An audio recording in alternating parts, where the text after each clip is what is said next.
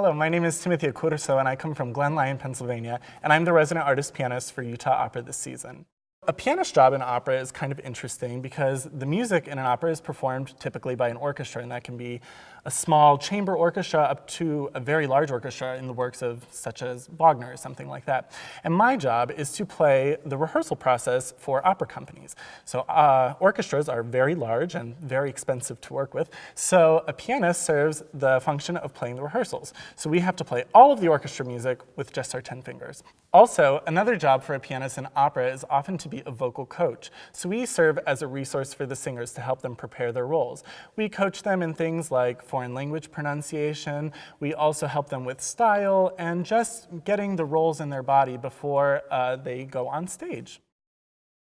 There are 4 primary languages in opera. We typically sing in English, French, German, and Italian, although operas are performed in several other languages, Russian, Czech. I even saw a production of Magic Flute last year in Swahili. So language study is very important for opera singers. They need to know exactly what they're saying at every moment so that they can effectively communicate with an audience, and we have to make sure we're pronouncing everything correctly in order to do justice to the work and to the culture that it represents.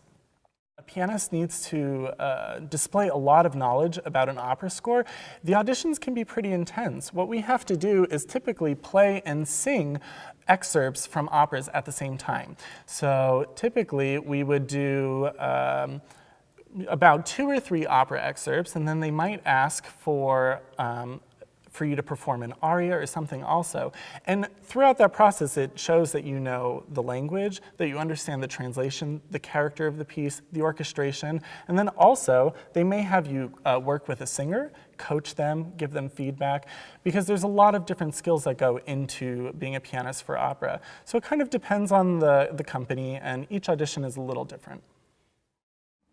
So imitating an orchestra on piano can be difficult. Each instrument has its own color and sound, and we have some tools at the piano that help us with that, which would be the pedals mainly.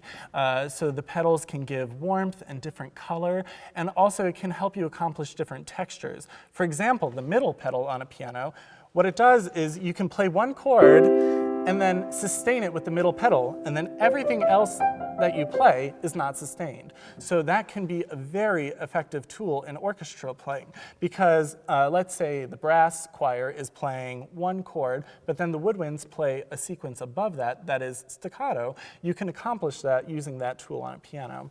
There are other things that just, hold on, sorry. There are other ways to accomplish different colors on a piano, and a lot of that comes from articulation, from how pointed your attack is, how quick you play the keys, and a lot of it just comes from having a good aural image in your mind of what the orchestra would sound like and trying to replicate that.